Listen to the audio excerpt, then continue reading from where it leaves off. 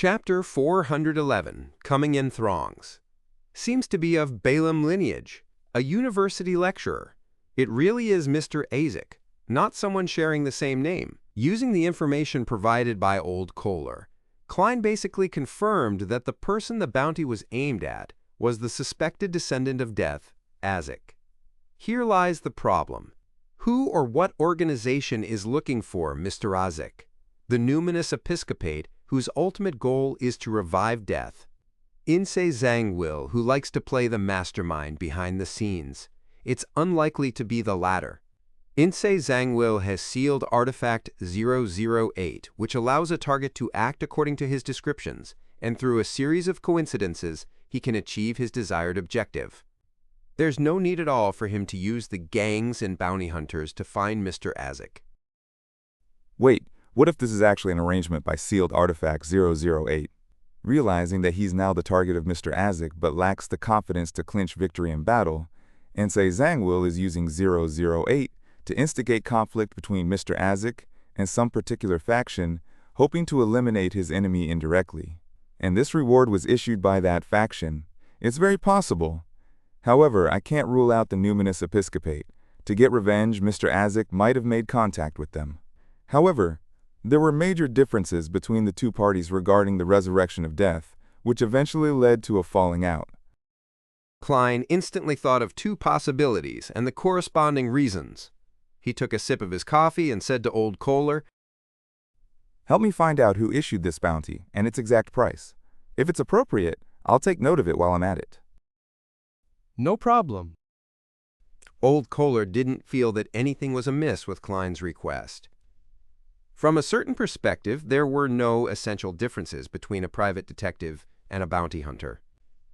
The only difference was that the former would involve themselves in trivial matters such as catching adulterers in the act, finding cats, and helping others walk dogs, while they tended to use the powers of deduction more than brute force.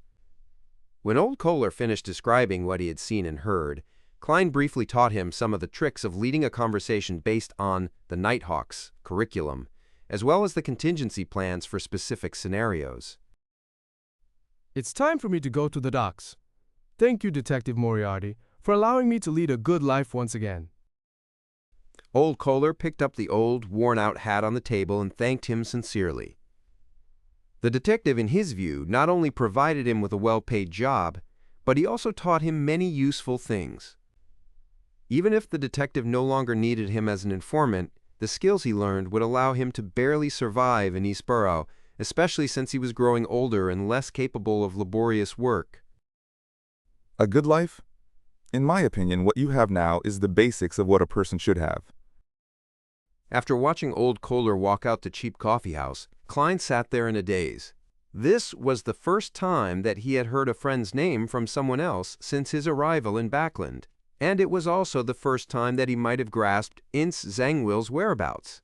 For the past 3 months, Klein's main goal had been to digest the potion and enhance himself, especially after he killed Lenavis. That was because he knew very well that he and Inse Zangwill, who was most likely a high-sequence beyonder, had an unbridgeable gap. He couldn't be impatient for revenge, especially when it came to the chilling sealed artifact 008. He didn't even have the intention to approach and investigate it. Scenes from the Blackthorn Security Company in Tingen replayed themselves in Klein's mind, and those bright, polished shoes clearly appeared before his eyes. Raising his head and slowly letting out a breath, Klein took his scarf and hat and walked out of the cheap coffee shop. Hillston Borough, outside a rather old building. Klein got off the carriage, pressed his hat, and went straight to the door. It was Isengard Stanton's house. The great detective had written to Klein a few days ago, inviting him to come over to discuss a murder case. Mr. Klein, who has been busy with the financing of the bike project, tactfully replied that he had no time to spare as a form of rejection. To his surprise, Isengard Stanton didn't seem to mind and said that the case had hit a brick wall, making it unlikely that there would be any breakthroughs anytime soon. He was very willing to wait for Detective Sherlock Moriarty's visit and expressed how he looked forward to an exchange that ignited sparks of wisdom. As such, Klein could only first divine a suitable date for the visit, picking the closest date after the negotiations, which happened to be this afternoon. With that, he wrote back and fixed an appointment. Ding dong! Ding dong! Klein rang the bell twice and stepped back to wait. More than 10 seconds later, the door creaked open, and the assistant of the great detective, Isengard, said with a smile, "Good afternoon, Detective Moriarty. Mr. Stanton is waiting for you in the activity room. Would you like coffee or tea?" The assistant was thin and wore gold-rimmed glasses. He looked both refined and professional. Klein looked up at him and said, Tea. Be sparing on the lemon slices. No problem. The assistant led Klein into the living room, pointed to the activity room, and said, Sorry, our servants are only temporary, and they just happen to be on their day off today, so I can only trouble you to go over alone. Klein nodded and walked towards the activity room on the first floor. As he lifted his hand to knock on the door, he suddenly felt that something was amiss. I arranged a visit with Mr. Stanton a few days in advance. Why would I chance upon the temporary servant's day off? Klein's eyes narrowed, and he pulled out a copper penny. At this moment, the door to the activity room opened due to the knock, producing a tiny crack. In the blink of an eye, as if some seal was lifted, the strong smell of fresh blood poured out and overwhelmed Klein's nose. From what he could see, the reclining chair in the activity room was overturned and was stained with dark red blood. A book lay beside it, its cover facing up. With just that one glance, Klein felt as if he was seeing a murder scene. The name of the book caught his eye, The Devil's Legend of Sivilius Burrow. Devil. Klein was about to make a move when a strong wind suddenly blew in the activity room, quickly pulling the door back. Creak! Klein clearly saw the entire interior of the activity room. The charcoal in the fireplace had long since burned out, and there was no longer any red embers glowing. The coffee table, the sofa, the chairs, the cupboard, and other items had either fallen or shattered. It appeared as if he witnessed an intense battle. There was a lot of blood on the carpet and walls, and a lot of scorch marks, but there was no sign of a body at the scene, not even a stump limb. Something happened to Detective Stanton? Klein suddenly took a step back, intending to first leave the place. However, almost at the same time, he felt someone lock on to him. Someone was staring at him with a cold and merciless gaze from an unknown location. The moment he made a mistake in his response, he would immediately be met with a fatal blow. How can this be a suitable day to visit Isengard Stanton? Was my interpretation of the revelation wrong? Klein didn't dare to act rashly. However, he was neither too nervous or flustered. Having experienced many battles and performances, he knew that he needed to stay calm during such moments. Tap, tap, tap. Isengard Stanton's assistant walked over with a tray. On the tray was a tin teapot and 2 white porcelain cups. The assistant froze in place when he saw the scene in the activity room. He looked at Klein, his face suddenly filled with fear as he stuttered. You killed Mr. Stanton. Every time he said a word, a piece of flesh fell from his face as blood gushed out. After he finished speaking, his body was torn to shreds, turning into a dismembered corpse. It was as if he had always been in that state, with everything preceding this being him in a state where he was stitched up. Clang! Crack! The tin pot and white porcelain cup hit the ground at the same time, rolling or splashing, and the tea water quickly soaked the area. Klein didn't move as he stood there watching everything that had happened. This was because he still felt like he was being watched. The person who had caused this series of events appeared to be waiting for him to make a move before leaping onto his back and snapping his neck. After an unknown period of time, in a silent and eerie stalemate, Klein saw the door to Isengard Stanton's house open up as a group of policemen in black and white checkered uniforms stormed in. When they found the nauseating and dismembered corpses on the floor, they drew their revolvers and pointed them at Klein, who stood at the doorway of the activity room. Despite facing the black muzzles of the guns, Klein relaxed. The wordless gaze that seemed to hold a gun to the back of his head disappeared at that instant. Klein raised his hands and laughed helplessly. I won't say anything until I see my lawyer. Backlands-Chusak Police Station. Chained to a water pipe, Klein met lawyer Jurgen once again. I will accompany you during the interrogation. There was nothing unusual about Jurgen's expression, as though Detective Moriarty belonged here. Klein sighed and said, What a tragedy. I should be considering what I will be eating tonight, not talking to a stone-faced police officer. The thing he was most thankful for today was that due to the Aurora Order's investigation and the attention of the Rose School of Thought's high-sequence Beyonder, he didn't bring any Beyonder items with him. His only revolver was easily concealed from the body search using a magic-like performance. When he entered the interrogation room, he recounted the letter he received from Isengard Stanton about discussing a case without the police officer's questioning. Later, we'll go to your house with Mr. Jurgen to retrieve these letters. I hope they're still there. The officer in charge of the interrogation switched gears and asked, How did you get to know Detective Isengard Stanton? Klein replied without hesitation. Because of that serial murder case. At this point, he suddenly froze for a moment. It reminded him of something. He had always suspected that there was a master behind the devil dog, the person who had harumphed when the devil dog was killed. Yes, the book Stanton was reading before the attack was The Devil's Legend of Sivelaus Burrow. Could it be that the owner of the devil dog is beginning to take revenge after lying low all this time? And Detective Stanton was the person in the police records who provided the main clues or ideas? Furthermore, he was the one who received the bounty reward. Klein quickly had a theory. Chapter 412. Letter. When he thought about the possibility that the devil dog's owner was involved, Klein changed his strategy and decided to recount his involvement with Isengard Stanton in great detail. In addition, he took the initiative to mention Isengard Stanton's assembly of a team of detectives to investigate the serial murder and the portion of the bounty that they successfully obtained.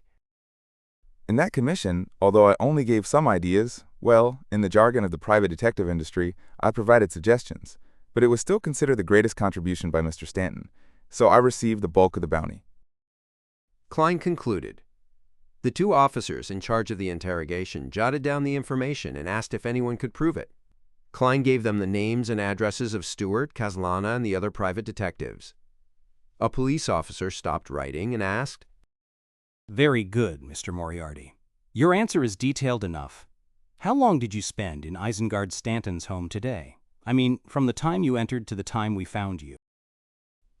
Klein thought for a moment and, without consulting lawyer Jurgen, directly replied, About 2 to 3 minutes. What he said was based on what he truly felt. ABM. Another police officer raised his eyebrows and said, Many residents nearby were able to confirm that you entered Isengard Stanton's house around 2:10 p.m. We arrived at the scene at 2:28 p.m., which is to say, you were in the house for about 18 minutes, not 2 or 3 minutes. What exactly were you doing during this lengthy period of time? Why didn't you leave and call the police? 18 minutes passed? Klein frowned suddenly. He felt that the stalemate he had with the existence which silently watched him lasted for slightly more than a minute. How did it take a full 18 minutes? Was it the strange feeling of being watched that confused my grasp of time, or was it something else? Is it the beyonder powers of the other party? If it really was the owner of the devil dog, he would at least be at sequence 6, with a high probability of being sequence 5. While Klein pondered, Jurgen leaned forward, ready to accuse the police of being posing leading questions. That was not a very good reason, but he simply wanted to use this method to interrupt the pace of the interrogation and delay the unfavorable question for his client. At this moment, Klein raised his hand to rub his forehead. What I just said was the truth. Based on what I felt, only 2 or 3 minutes had passed after I entered Detective Isengard Stanton's house.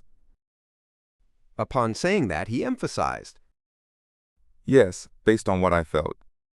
The two officers exchanged looks before writing the statement down.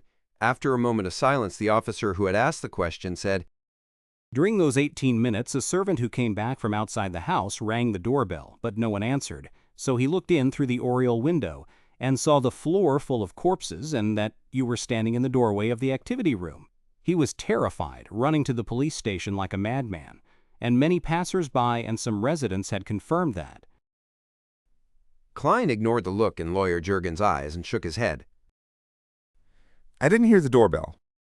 The two officers exchanged looks again, but they made no comment. All they did was jot down what was said. They asked questions about other details, and Klein, who had done nothing and was free from guilt, answered every question truthfully. At the end, he couldn't help but ask, Did you find Detective Isengard Stanton? It didn't seem like the activity room had a corpse. He's likely to be still alive, right? A police officer used a pen to tap on the table and said, That's one of the things we're wondering about. Only the activity room in the house had signs of fighting, and the windows were closed, and they hadn't been opened for days. As you know, it's very normal to do so during Backlund's autumn and winter seasons. The attacker and Mr. Isengard Stanton left the room in a strange way, and we found no trace of him anywhere else in the house or in the neighborhood, not even blood. Without waiting for Klein to speak, he questioned before answering his own question. You definitely wish to mention the activity room's door and the door to the house, but many people have confirmed that there was no pursuit nearby, nor was there anyone taken hostage or a corpse being moved away. Maybe it really happened in the middle of the night. Maybe they were able to go through walls. Klein silently offered other possibilities in his mind, and he silently prayed. May the goddess bless Detective Isengard Stanton, and that he escaped the disaster. The Evernight goddess was the empress of disaster and horror. When the interrogation was over, Klein was remanded in a small room, and the police sent someone to pick up the letter as evidence with Lawyer Juergen at 15 Minsk Street. It wasn't until the evening that Klein was finally admitted bail, posting a sum of £50. It's much more expensive than the last time. It's difficult for the average private detective to produce that much cash in a short period of time. After leaving the Chisak police station, Klein pulled up the collar of his tweed coat and complained to Juergen. Juergen still wore a professional and staid expression. The situation was favorable towards you the last time, but this time, much of the evidence points to you. He stopped a rental carriage, turned his head to the side, and looked at Klein. Sherlock, I'm your lawyer. Before you answer the policeman's questions, it's best that you communicate with me, even if it's just sending me a look. Do not speak carelessly, even if you feel that there are no problems. Ordinary people who haven't been trained will easily say things that trip them up. I'm used to fabricating my own stories and solving my own problems. Klein recalled what had just happened and gave a hollow laugh. Okay, I will keep that in mind. Without another word, Juergen boarded the carriage. Klein sat down across him and thought about Detective Isengard Stanton's attack. As he was thinking, he suddenly heard the rumbling sound of his stomach. It's already past my normal dinner time. Klein took out his gold pocket watch and opened it. He didn't want to waste any more energy preparing food, so he began to think about which restaurant was worth looking forward to. At that moment, Juergen raised his eyelids and said, I've asked my grandmother to prepare dinner for 3. How can I impose on you? Klein was startled for a moment before he laughed. Mrs. Doris's cooking skills are always something to look forward to. By the time they got back to Minsk Street in Sherwood Borough, the sky was completely dark and the street lamps were even brighter than the indistinct red moon in the sky. After having dinner at the Juergens' house and having fun with the cat, Klein strolled back to Unit 15 in the cold, damp air. He habitually rummaged through the letterbox and pulled out a copy of the Backlund Evening News that had just arrived. Klein opened the door with the newspaper in hand, and just as he put the cane away, he realized something was wrong. His spiritual intuition as a seer told him that a stranger had entered his house. Was it the police who came to collect the evidence? Klein looked around warily and suddenly saw a letter on the coffee table. There should have only been newspapers sitting there. Klein entered the living room warily, in preparation for an attack. He moved closer to the coffee table, and during the entire process, the surroundings were completely silent without the slightest abnormality. Glancing down at the letter, Klein first took out a pair of black gloves and wore them before opening the letter. There was a thin piece of paper inside the envelope. After unfolding it, a dark red color was immediately reflected in Klein's eyes, and the faint smell of blood lingered around his nose. Words were written on the piece of paper with coagulated blood. "All of you will die." This. Is it really the owner of the devil dog? Is he taking revenge on the people who caused his subordinate's death? This is truly a case of bullying the weak and fearing the strong. Why not directly find the Nighthawks responsible for the cleanup operation? Klein's heart tightened, and many thoughts flashed through his mind. But he quickly dismissed his complaint. It was very normal to exact vengeance on the person that one could handle. Just like his past few months in Backlund, he had never thought of finding Incy Zangwell, but he never gave up his pursuit of Lenevis. After looking around again, Klein gradually found that this matter was a little confusing. Isn't he afraid of being caught by the official Beyonders by using such an ostentatious method to exact revenge? Is this the acting requirement for his potion? Or, rather, because Detective Isengard Stanton escaped, he knows that he can't get rid of his targets in secret, so he can only switch his methods. But what's the reason behind this method? Also, when I was at Detective Stanton's house, he was clearly watching me. Why didn't he make a move? Was he apprehensive towards an ordinary private detective like me? No, impossible. Does he know that I'm a Beyonder? Possible. Due to the side effect of me getting lost due to the master key, I had met with the devil dog. It saw my body and how I looked like. Although I was disguised, I can't be certain that a devil can see through it. Perhaps, after that incident, it was able to present the scene to its owner in some way. However, at that time, I couldn't even defeat the devil dog, so I could only run away pathetically. What is there to be afraid of? Unless he's worried about something else, such as the injured Isengard Stanton, who might be hiding nearby? Did he write to me very openly, thinking that I, a wild Beyonder, wouldn't dare to seek help from the officials? With his head filled with questions, Klein inspected the house and walked all the way to the second floor. When he opened the bedroom door, another letter came into view. The letter lay quietly on the desk, as though it had been waiting for him for a very long time. Klein opened the letter and saw a line of dark red words that were drawn. "You're next." Next. How arrogant. Klein couldn't help but sigh. At this moment, he suddenly had a thought. He raised his head and looked outside the window. Across him were a few two-story houses with their lights on. The glow of the street lamps fell on their outer walls, forming a crisscrossing zone. All of a sudden, the shadows in the areas squirmed and twisted, forming a black shadow in a tailcoat. The shadow raised its right hand, gesturing in the shape of a gun, and pointed it at Klein. Then it retracted its arm and blew at the gun's muzzle. Immediately after, it silently fell back, transforming into countless disconnected shadows. Chapter 413. Visitors. Inside the Rice police station, which was in charge of Minsk Street and the surrounding district. Klein shook hands with the officer who escorted him out. This threatening letter must have had something to do with the previous serial murders. The organizer of the detective team, the great detective, Mr. Isengard Stanton, has already been attacked this afternoon. Please take it seriously. The police officer retracted his hand and said, Don't worry, Mr. Moriarty. We definitely won't ignore your suggestion and immediately report it to the higher-ups. Thank you so much. Klein put on his hat and walked out the door. After seeing the two threatening letters and the provocation from the suspected devil dog's master, Klein didn't hesitate to bring the evidence to the nearest police station to report the case.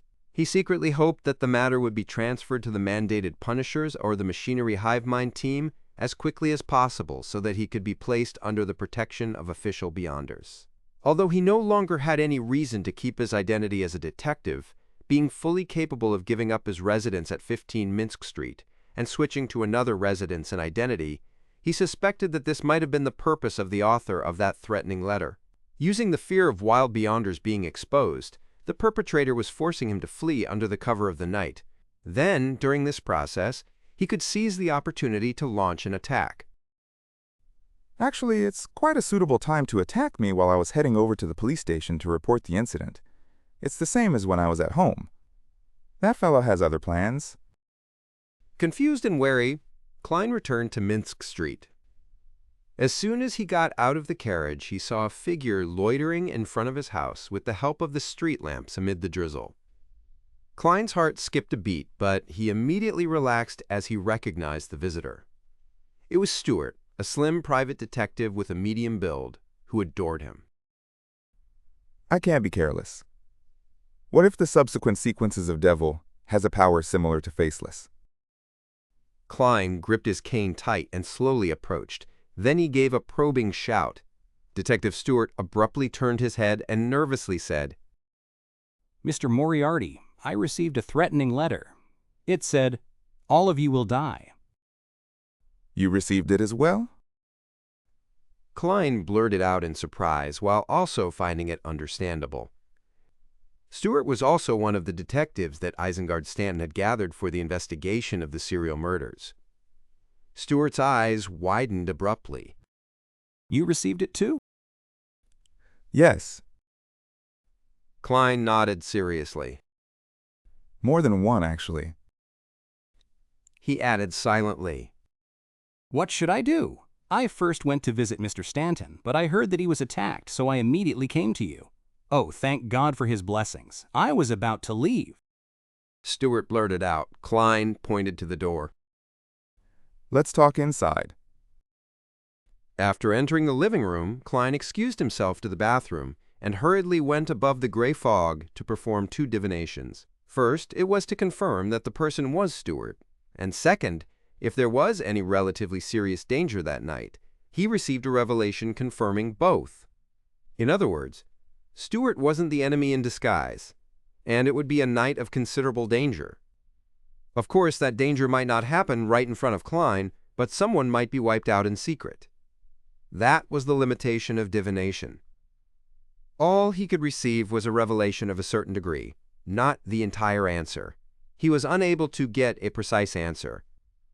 Furthermore, the limitations in mysticism couldn't be solved by techniques such as exclusion or dichotomy.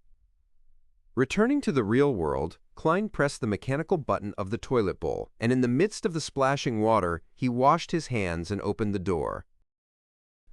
Stuart, would you like coffee or tea? Klein asked in a completely composed manner. Stuart stood up and shook his head. No, we should discuss the problem first. Although I've received many threatening letters in the past, none of them can be compared to what I received today. He must have written them using fresh blood. My intuition tells me that he'll definitely take action and that he has the ability to do so. By the way, Mr. Stanton was attacked by that same person, wasn't he? I think so. Klein said stoically before sitting down. This likely has something to do with the previous serial murders. The common thing that you, me, and Mr. Stanton share in common is that case. Stuart's reaction is a little too extreme. Is he spooked out by the attack on Mr. Stanton? At the same time, Klein was carefully observing Stuart. Being infected by his attitude, Stuart calmed down significantly. He sat down again and said while deep in thought, It seems to be the case. Before he could finish his sentence, tinkling sounds suddenly echoed in the room. Someone had rung the doorbell. Stuart instantly jolted, like a frightened bird. Klein frowned as he looked at him before getting up to head for the door. As soon as he touched the handle, the scene outside appeared in his mind. The visitors were Detective Caslana in her gray tweed coat, her red-haired assistant Lydia, and several other men who looked familiar. They're all the private detectives who Mr. Stanton had assembled, as expected. As Klein recalled, he recognized the visitors. He pulled open the door and took 2 steps back. With bushy eyebrows and slightly drooping cheeks, Caslana looked at Klein and Stuart, who was behind him. Without exchanging pleasantries, she bluntly said, We've all received the same threatening letter, so I believe you guys did too, right? Yes. Klein replied solemnly. Caslana didn't shy away from exhaling a breath of white mist. We were all assembled by Mr. Stanton to participate in the investigation of the serial murders.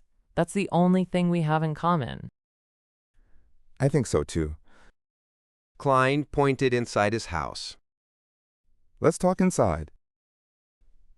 Watching the 6 private detectives enter, Klein quickly analyzed the intentions of the Devil Dog's master. To stir up such a huge commotion, this will soon attract the attention of the official Beyonder organizations. Who knows, there might be a demigod powerhouse guarding this area, so how would he take his revenge? He's just being provocative, making the military and the Beyonders from the 3 churches send people to protect all these private detectives. With the official Beyonders not daring to be negligent, it will scatter personnel and exhaust them by making them run around. Is all this to take revenge on the main target of the attack from back then? In the process, he might even have a chance to kill some of the official Beyonders. As for the private investigators, he will only take action much later, once their wariness has relaxed. Of course, if probes such as this give an opening, then he definitely wouldn't let it go. To devils who can sense danger ahead of time, this is a method that plays on their strengths. However, the 3 churches, together with the military and the royal family, have many experts and sealed artifacts. They have no lack of demigods, or Grade 0 and Grade 1 sealed artifacts. Is the master of the Devil Dog so certain that there are no powers or items that can restrain this strength of his? No, he definitely wouldn't dare. The official powers, especially the Nighthawks, mandated punishers, and machinery hive mind, have been fighting devils for who knows how many years. In the 4th epoch, even in the more ancient 3rd epoch, there was no lack of similar deeds. The master of the Devil Dog is at most a sequence 5. As long as anything goes wrong, to the point of nothing going wrong, he can be torn apart by a demigod or a terrifying sealed artifact. Why would he still dare to make such attempts? Or it could be said that he's simply toying with the officials and that he wouldn't act, doing it time and time again. Yes, there's another possibility. Using the threatening letter, he's able to get more than half the targets gathered together. Then, using the official Beyonder organizations, counterbalancing of each other and the procedural and bureaucratic tendencies, create a time delay. The attack on Mr. Isengard Stanton must have been handed over to the machinery hive mind, who is in charge of supernatural affairs in Hillston Borough, but the ones who killed the Devil Dog were mainly comprised of the Nighthawks. The 2 organizations definitely don't communicate in detail too much. Well, it can also be a sign based on Mr. Stanton's faith. Which deity does he believe in? I don't seem to know, nor can I tell. In short, with so many private investigators living in different districts, and with different faiths, the division of jurisdiction is a troublesome matter, and joint operations aren't so easy to achieve. At this moment, the ones protecting us should only be 2 or 3 groups of official Beyonders. At the very most, they would be at the level of deacons, and they wouldn't use sealed artifacts which are too powerful or dangerous. Even a demigod high-sequence Beyonder wouldn't direct their gaze over to us that quickly. This would give the Devil Dog's master a chance, although 3 to 4 groups of official Beyonders can definitely kill 1 or even more than 1. Sequence 5, as long as he takes advantage of the situation, there's a good chance that he can successfully escape. Klein was able to deduce 2 or 3 possibilities in just 20 to 30 seconds, and giving each of them a preliminary opinion. Thinking of the divination outcome that indicated that there would be significant danger tonight, Klein thoughtfully nodded his head, closed the door, and entered the living room. He said to the sitting or standing detectives, Have you called the police? Lefebvre, there are almost half of the people who were assembled back then, gathered here. He surveyed the detectives and muttered inwardly. Representing the rest, Castellano replied, Some have called the police, while others have tried to find Mr. Stanton or familiar friends. Finally, all of us got together and discussed about visiting you, the great detective. Klein gently nodded and deliberately said, Everyone, don't be too nervous. The person who sent the letter should be trying to get revenge for that serial murder, but he's only one person, with at most 1 or 2 companions. As for us, we have a total of 8 detectives, all skilled in combat and shooting, so why should we be afraid of him? Besides, we were not the only ones assembled by Mr. Stanton, and it must be the same for those who received the threatening letters. They just didn't end up meeting you or come to visit me. Upon hearing his words, Castellana and her assistant Lydia revealed doubtful expressions, as if they were unsure of something. Another detective took a deep breath. Mr. Moriarty, perhaps it's, as you say, we need not be afraid of him, but he's a sinister snake lurking in the dark. No one knows when he will launch an attack. and no one can guard against it in advance. Furthermore, he might even harm our family members. Family members? Oh, my wife. No, my little angel. The detectives were instantly overwhelmed by their emotions as they exhibited exaggerated reactions. Standing behind Klein, Stewart was trembling with fear and anger. No, I don't want that. He murmured, almost losing control of his emotions. Just as Klein and Kaslana attempted to calm them down, Stewart suddenly drew his gun and aimed it at the back of Klein's head. His eyes were glazed over, and his emotions seemed to have completely overwhelmed him. Chapter 414, Desire Apostle. While Stewart was raising his gun to aim, Klein, who had long been on guard, had already detected it. He lunged forward at the same time as Stewart performed his series of actions. Bang! Stewart, who was clearly out of control, pulled the trigger, and the bullet grazed the side of a private detective's face as it hit the wall. Instantly, the other detectives pulled out their revolvers as a result of the stress. It was as if they were looking at the enemy, turning the scene extremely chaotic. Among them, Stewart and a private detective had flushed faces and bulging veins. Their eyes burned with a mixture of fear and anger, as though they had turned into so-called devils. At this moment, Kaslana bellowed. Stop! Her voice wasn't loud, but it was filled with awe. It made everyone's body tremble, and they subconsciously complied. Although there was a brief moment of silence, everyone's mood didn't seem to improve. Klein had already rolled over to the other side and stood up with his revolver in his hand. His mind raced, and he couldn't afford to hide his thoughts. He planned to rely on his hallucination ability to calm down the few visitors. Suddenly, the doorbell rang. Ding dong, ding dong! A few of the private detectives suddenly became alert, and their eyes revealed a hint of lucidity. The tinkling of the doorbell was like a bucket of cold water that poured over their heads. "Mom!" Stewart looked at the revolver in his hand and mumbled in a daze. What was I doing just now? The official Beyonders have made their move? Klein breathed a sigh of relief, approaching the door as he held his revolver. The moment he held the handle, the image of the person outside appeared in his mind. It was a man in a black coat and a hunter's hat. He had gray temples and a thin face, Isengard Stanton. The detective's face was somewhat pale, and his left arm was propped up near the shoulder. He really is all right. Klein was delighted at first, but then he became cautious. He remembered the day when marionettist Rosago had transformed into a constable to knock at his door. Klein placed his finger on the trigger, pulled the door open, and took 2 steps back. Isengard Stanton smiled and nodded at him. Thank you for your visit this afternoon. Otherwise, I might not have been able to continue playing hide-and-seek with that devil. You saved my life. Could it be that the correct interpretation of a suitable date for visiting Isengard Stanton is that by visiting him this afternoon, I was able to help him out of trouble? What about the next few days of suitable dates for visiting? By skirting around the murder scene, I wouldn't be suspected. Klein didn't know whether to laugh or cry. He didn't let his guard down as he made way. What exactly happened? We'll talk later. Isengard suddenly lowered his voice and laughed. Do you wish to discuss the subject of Beyonders in front of Stewart and the others? So here you are mentioning Beyonders to me so naturally? That's right, I was able to remain in a deadlock with the master of the Devil Dog for more than 10 minutes. That serves to prove that I'm no ordinary person. Besides, the suggestion I previously offered pointed straight at a devil-turned animal. Klein quietly stayed behind Isengard Stanton by 2 steps. Upon seeing this great detective, Kaslana and her assistant, Lydia, let out a sigh of relief. Stewart and the other private detectives also showed a look of relief. "Max, Wackwurst?" they asked. "Are you all right, Mr. Stanton?" Isengard slightly moved his left arm and said, A little injured, but not too badly. Okay. Everyone, don't be nervous.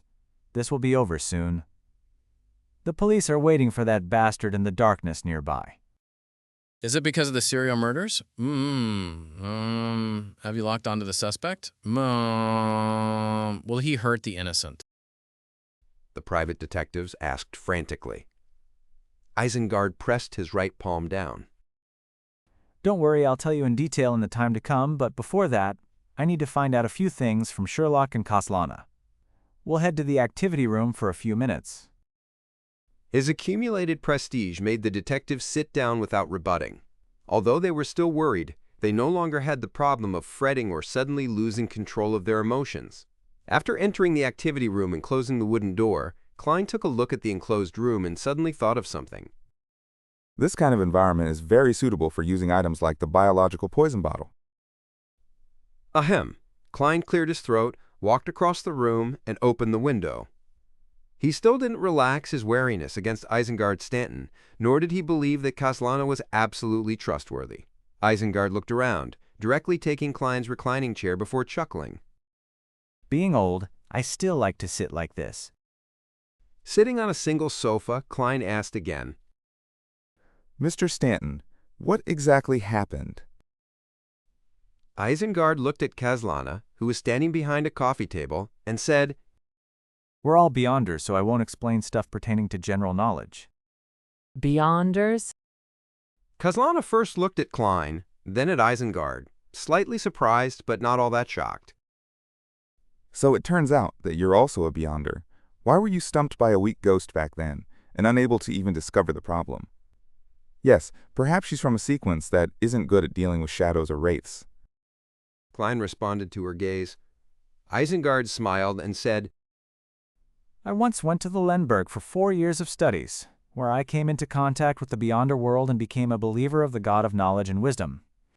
After returning to Backland, I gradually established a good relationship with the military, the Church of Evernight, and the Church of the God of Steam and Machinery, but I didn't dare to reveal my true identity, because the mandated punishers would definitely eliminate me as a cult's heretic. On this matter, the other official organizations wouldn't help me directly, because that would be equivalent to starting a war with the Church of Storms, as expected of the Tyrant's Church. Tyrant? Klein asked in passing. Isengard took out his pipe but only sniffed the tobacco. This is what our church internally calls the Lord of the Storms. All right, let me first return to what happened today. The person who attacked me and delivered threatening letters to you is the master of the serial murderer from before. Heh. You should know that the murderer is a black dog of the devil sequence, especially Sherlock.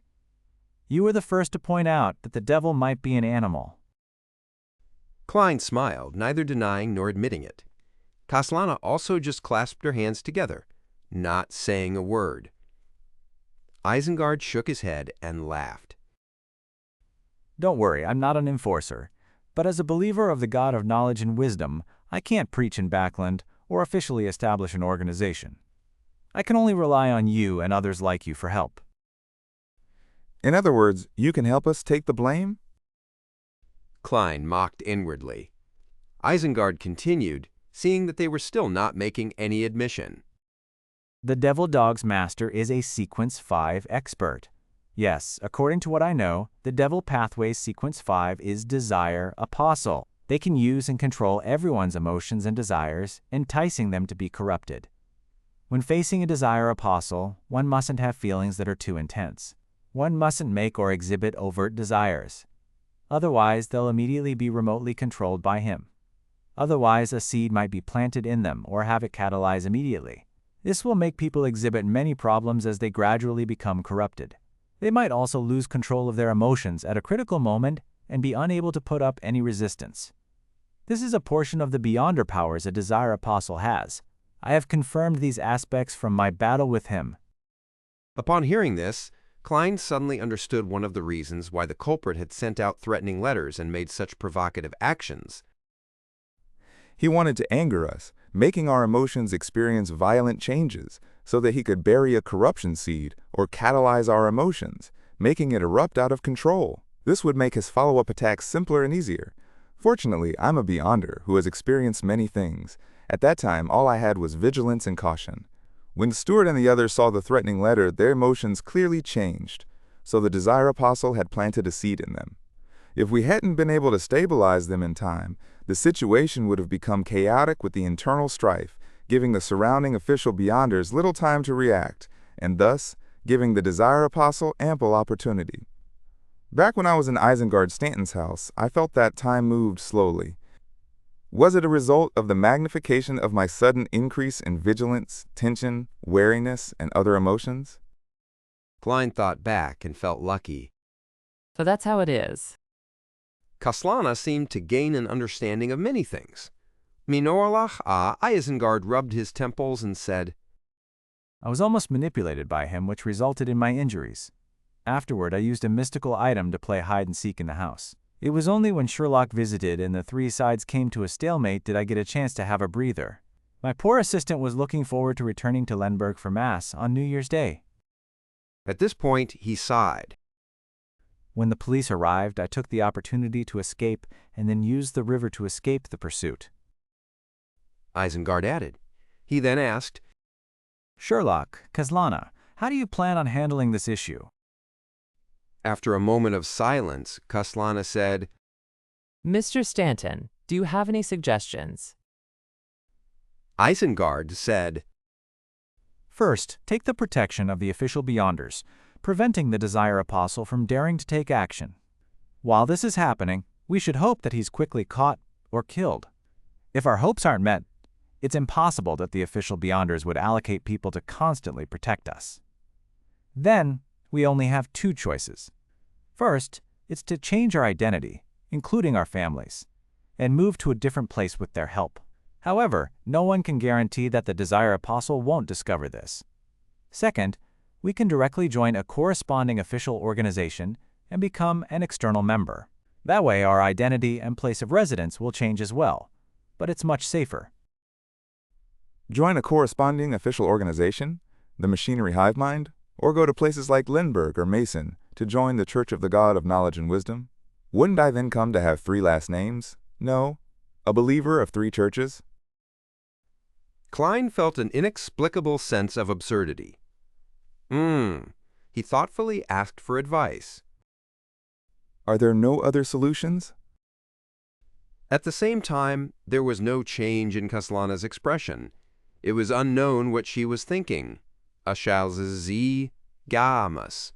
Isengard Stanton rubbed his pipe and said, Yes, that is that we join forces to create an opportunity so that we can quickly find and detain the Desire Apostle. Of course, the perfect outcome would be us killing him directly. Chapter 415. The Ring. Klein didn't have too big of a response in regards to Isengard Stanton's suggestion. He looked at the tightly closed door of the activity room and said, As far as I know, a devil can predict danger before we take action, and they can even determine the source of the danger, thus providing an effective response. It's hard to find and restrain him. Isengard nodded slightly and said, Yes, that's indeed the case, but this doesn't mean that there are no solutions. Kaslana immediately asked, What solutions? Isengard smiled and said, I fought him head-on and witnessed his beyonder powers of predicting danger, so I have a rough idea of its strengths and weaknesses. A devil can indeed detect danger before it happens, and it can be done so for quite a significant period of time prior to the danger. As long as we make any plans and take decisive action that targets him, he would receive the corresponding premonition. Of course, it has to be something that can really harm him. No, the truth is that the strengths and weaknesses of different types of devils are different. Some of them might only be capable of detecting danger 10 to 20 minutes in advance. Klein silently retorted, but he didn't say it out loud. Tame. Isengard continued. The flaw of premonition powers is that it can only detect the person and location of the danger, but it doesn't know the specific details. This gives us an opportunity to take advantage of it. Kaslana asked incredulously. What opportunity? I don't think we can trap a devil that can predict danger. Klein also nodded in agreement. Of course, I can use the gray fog to deceive the Desire Apostle, making him unable to detect danger ahead of time. But the problem is, how can I expose the secret of the gray fog in front of others? Klein silently added a few words. Isengard chuckled. It's true that it won't work normally, but the Beyonder world is full of incredible things. I'm a Sequence 7 knowledge keeper of the reader pathway, also known as detective. By honestly telling you this, it's a way of showing my sincerity in cooperating. In this situation, I think honesty is more important than anything else. Only Sequence 7? How could a Sequence 7 escape from a Desire Apostle? It seems like Mr. Stanton has a powerful mystical item. Enlightened, Klein shifted in his seat. A chata? Kaslana asked with her body leaning forward. Does a knowledge keeper have the ability to suppress a devil's premonition powers? Isengard said with a laugh. No. However, I have a ring. It originates from a rampager at Sequence 6 of the reader pathway. It allows me to differentiate, recognize, remember, and mimic all the Beyonder powers I've seen before. Of course, against more powerful Beyonder powers, the chance of failure is higher. Haha, there is a maxim in our church. Omniscience means omnipotence. Why does it sound so familiar? Furthermore, the description of the item. Klein was about to run through his memories when he saw Isengard Stanton take out a gorgeous ring. The ring was inlaid with many small diamonds. Together, they surrounded a beautiful emerald green gem that looked like a human eye. Just by looking at this ring, Klein felt dizzy, as if he had overworked his mind. Isn't this sealed artifact 2081? Isengard Stanton is old Mr. Eye of Wisdom. Klein looked up in surprise at the detective sitting in the reclining chair. That ring was the sealed artifact 2081, which Eye of Wisdom had flaunted to him previously and had used several times in the Beyonder gathering. Eye of Wisdom. This code name does sound like it's related to the Church of the God of Knowledge and Wisdom. Klein, using his clown's ability to control his expression as he looked quietly at Isengard Stanton. In the end, he found that some of the outlines of the great detective did match Eye of Wisdom, but there were many details which were highly different. His ability to disguise himself is very impressive. Was it done with the help of 2081? Klein made a rough judgment. At this moment, he suddenly thought of a scene. If Mr. Stanton says, "Let all of us work together to resist the Desire Apostle, and the most important thing is honesty," I have already described my sequence and mystical item. It's your turn. What should I say? Silently take out the sun brooch, which he sold to me? At that moment, wouldn't he be going, "Nice, so it's you, punk"? While Klein was imagining things, Kaslana looked at the ring Isengard Stanton showed and asked in envy and puzzlement, What power are you planning on mimicking to resist the Desire Apostle's ability to predict danger? Isengard curled the corner of his lips and chuckled. The premonition that devils have towards danger. At that moment, he looked like a hoary fox. Ah? That actually works? Klein was momentarily unable to figure out the intricacies. Seeing Kaslana and Klein puzzled, Isengard laughed and explained. First, which is what we're currently doing, draw up a plan that can actually harm the Desire Apostle and begin working on it. Second, the Desire Apostle will sense the danger and know that the danger comes from us and that it stems from this place. Third, as a devil, without any advanced preparations, there are certain things that are instinctual to him that he cannot change. His first reaction is definitely to kill us or to exact revenge on us, and there will be certain changes to his body, after which he will consider whether the current situation is suitable for a counterattack or not, and whether he should choose to stay away from us. Fourth, by mimicking the devil's premonition powers, I'll sense the threat of the Desire Apostle and grasp the source of danger, which is also his present location. That's some godly operation. Klein was quite surprised. But what happens next? The Desire Apostle would run away as soon as he realizes that something is wrong. We won't even have time to chase after him. Doubts immediately arose in him. Isengard looked at the two of them and smiled. According to my deductions, he must be hiding in our surroundings right now. No matter how good he is at remotely controlling the emotions of others, there must be a distance limit. And just now, he had led Stewart and the others to lose control of their emotions. After I escaped his pursuit, the reason why it took me so long to appear here was because I was discussing a plan with the Nighthawks, Machinery Hive Mind, and the military. They will each send 2 to 3 squads who are in charge of monitoring the nearby districts. These districts all have their code names. Heh, this will all be within the Desire Apostle's expectations. Even if he senses the danger, he will only treat it as normal. As soon as I confirm his location, I will inform the official Beyonders, and they will rapidly seal off the corresponding areas and close in on him. Klein said, in thought. But herein lies the problem. How are we to inform the official Beyonders? If we're unable to accomplish this within seconds, the Desire Apostle will escape. Of course, he might have fled when what he just did had failed. Isengard explained, If that's the case, we would be out of solutions as well. There's no plan that's absolutely perfect. We can only wait for a particular sealed artifact's activation process to complete. When the time comes, the Desire Apostle might have already left Backland, but he might return at any time. He then took out a golden palm-sized item. It looked like a miniature telegraph, but it also had a trumpet on it. Isengard smiled as he introduced it. This is a sealed artifact. It can allow my voice to sound out simultaneously up to a range of 5 kilometers. Its negative effect is that once it's activated, all sounds within 5 kilometers will be transmitted to the user's ears for an extended period of time.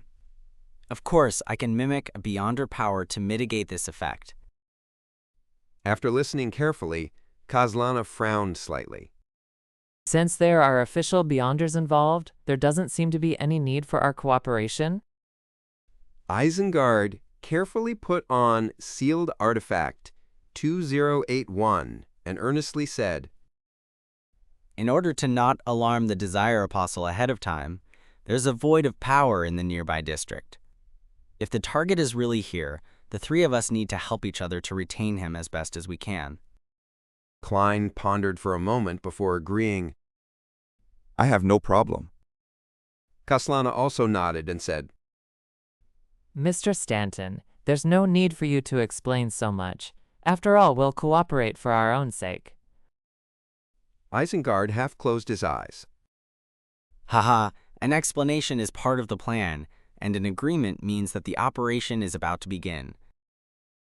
The emerald green gem on the ring of his right hand began to glow with a dark blue light. Suddenly, Isengard Stanton stood up, pointing upwards with a grim expression. He's right here, upstairs. Klein and Kaslana stood up at the same time, one ready to snap a finger and light a match on the second floor to jump up there directly, while the other followed Isengard towards the door. None of them expected the Desire Apostle to be so bold as to remain in the vicinity after the failure of the previous machination, right in 15 Minsk Street. Maybe he was upstairs watching it all with a cold gaze, while we were discussing the plan to deal with him. This thought suddenly popped up in Klein's mind. At that moment, he saw Kaslana's eyes suddenly turn red, and her right hand formed a fist as she punched out at Isengard Stanton's back where his heart was. This. Klein's pupils contracted as he instantly came to a realization of many things. The reason why the Desire Apostle didn't flee was because he still had other plans set up. He still had a seed of corruption in someone's heart that he didn't catalyze. That person was none other than Kaslana, one of the only 3 Beyonders here. The reason why the unsuccessful attempt at instigating them was so easily resolved was to let their guard down and wait for the critical moment to make Kaslana lose control of her emotions. The Desire Apostle's biggest target was still Isengard Stanton. How crafty. Klein snapped his fingers, but it was only an air bullet that was fired at Kaslana. T-imp. At the same time, he shouted, Be careful. Isengard had a lot of experience too. He didn't care what the situation was as he threw himself forward. However, Kaslana ignored the bullet, allowing it to strike her arm and allowing blood to splatter everywhere. Bam! She punched Isengard in the back, throwing her entire body forward. Gotcha! Klein heard the sound of bones breaking, and the point of contact was the spine.